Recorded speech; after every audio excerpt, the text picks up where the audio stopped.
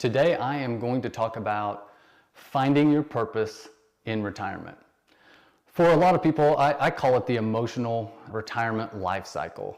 And it goes something like this. In 3 to 6 months leading up to retirement, they're ecstatic. They can't wait. They're like a 15-year-old about to get their driver's license, marking every day off the calendar. They can tell you all the things that they're going to do. Most of it, and what's funny, is a lot of it pertains to little projects, pet projects that they want to get done, whether it's painting the house or cleaning out the attic. Little things that they say, I just haven't had time to do. It's driving me nuts. Then we go on to dream vacation, spending time with family and grandchildren and things of that nature. And then when they get about 3 months out from retirement, then that's when the worry comes in. They'll start being a little anxious, a little worried about, am I making the right decision? Am I going to have enough money? Once they get through that hurdle and actually are in retirement, there's still an adjustment period, but they start knocking out those projects or those things that they wanted to accomplish. And then so 6 months to a year on the other side of retirement is when I just call it a retirement rut. And you can tell, some of them will directly tell you, and they'll say, I thought it would be, I'd enjoy it more, or there'd be more to do, and I just have a lot of time on my hands. And then other ones that do have a purpose, you can tell with them as well, because number one, they're still enthusiastic. And then if you ask them, I have other clients that are about to retire, what's some advice you would give them? And they would say, do it now. I would have done it sooner. If I would have knew it was going to be like this, I would have done it earlier. And so you can tell they're enjoying it, they're loving it. They wish they would have done it sooner. So if you're in that retirement rut, what are some of the things that you can do? And so here are some of the, I would call them just tips. Everybody's different. You may be extremely introverted, and so going out and joining some club or something is not up your alley. But these are 3 takeaways from all these conversations that I have found helpful when talking with clients that are in this retirement rut. And number 1 is to continue to learn and try new things. So if you don't have a passion or a hobby that you are really enjoying in retirement, then try new things.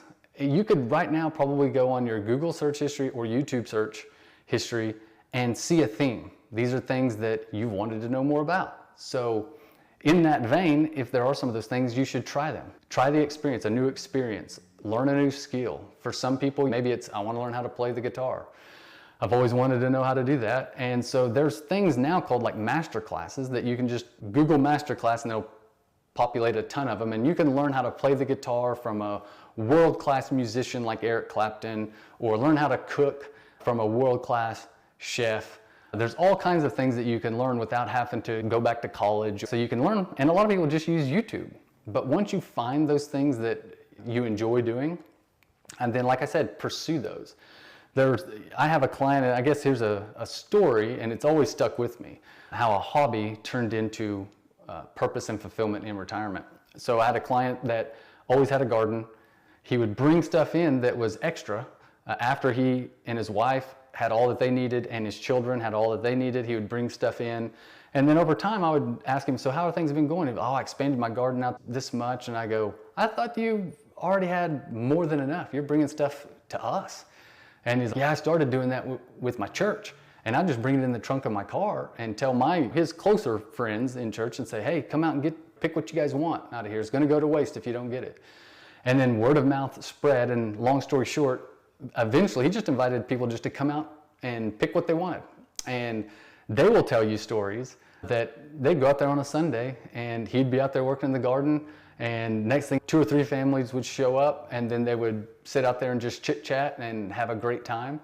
And so I'd ask him about it, and then of course he had great enjoyment in doing that, but then you could really get to what he liked to do, and that was he knew that there were families in the church that really could use the help.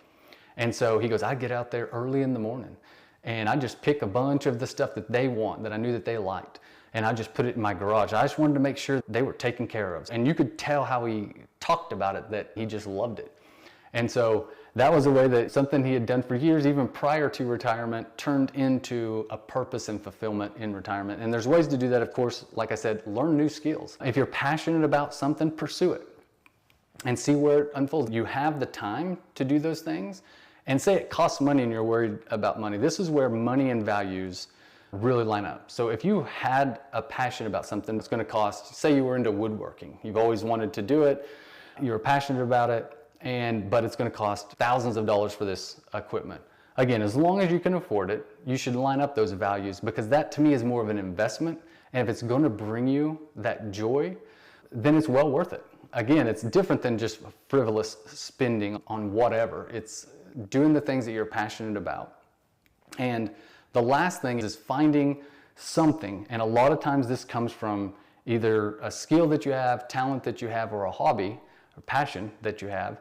And that is giving back. So a lot of the retirement rut really boils down to they don't feel like they're contributing or of value anymore. Now that they've stopped working, even if they didn't really like what they did, they still were contributing to something. And that does bring fulfillment to a certain extent.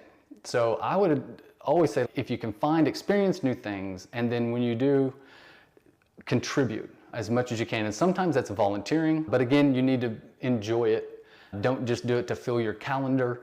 But when you find something that you're either good at or you've experienced and you want to share those experiences with others, that really brings fulfillment and joy, at least from the clients that I've met with. So I hope that helps. Everybody's different, but those are some of the things that I know for sure clients have talked about.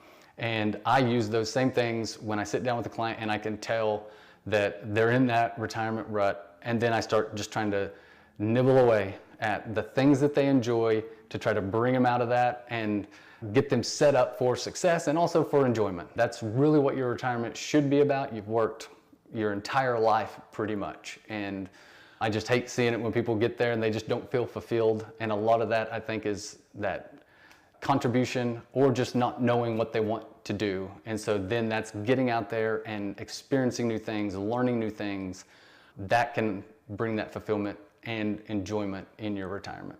So until next time, guys, choose your advisors wisely. Your financial health depends on it.